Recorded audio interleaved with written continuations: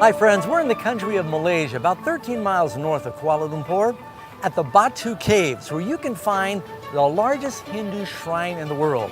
They call it Lord Murugan, where tourists and faithful Hindus come from all over the world to look at the caves and this colossal statue.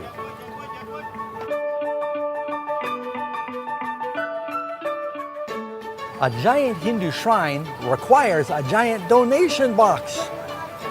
We're thinking about putting one like that in our church, but I'm not sure the board is going to go for it. Costing approximately 24 million rupees, the Lord Murugan statue took 350 tons of steel bars, 1,550 cubic meters of concrete, and 300 liters of gold paint to build the statue. Lord Murugan is depicted holding a spear.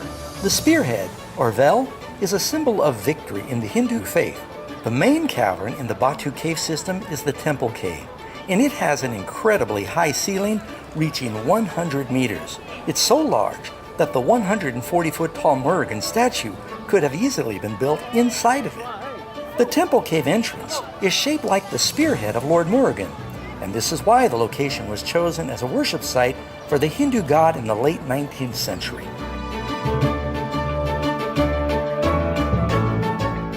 This Hindu statue was built in 2006, but it's not the tallest statue in the world.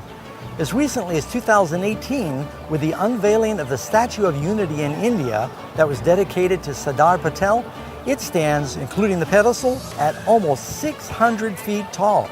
And there's a statue of Buddha in mainland China that's almost as tall, 420 feet for just the statue. This growing number of ginormous statues around the world makes me think about the book of Daniel, where King Nebuchadnezzar first has a dream of this giant statue. It's really an idol, with the head of gold and the arms of silver and the belly of bronze and the legs of iron and the feet of iron and clay. It represents all the kingdoms and the religions of the world that are ultimately pulverized by the stone, a symbol of Christ and his coming to the world. And then in Daniel chapter 3, the king tries to reproduce his dream, but he makes it all of gold, and he commands the whole world to bow down, and those that don't bow down will face a death penalty.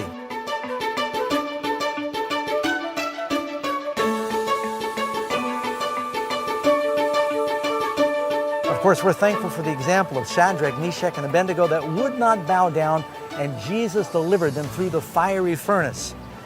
These two chapters in Daniel 2 and 3 remind me of Revelation 13, where it warns us in the last days that this beast's religious political power is going to compel the whole world to worship the image to the beast.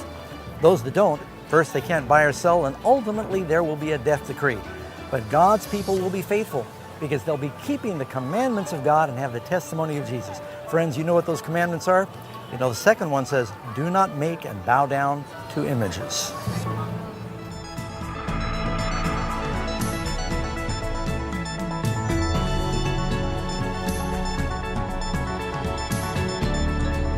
If you like what you've seen, then subscribe to the Amazing Facts channel. You know you want to. Do it now.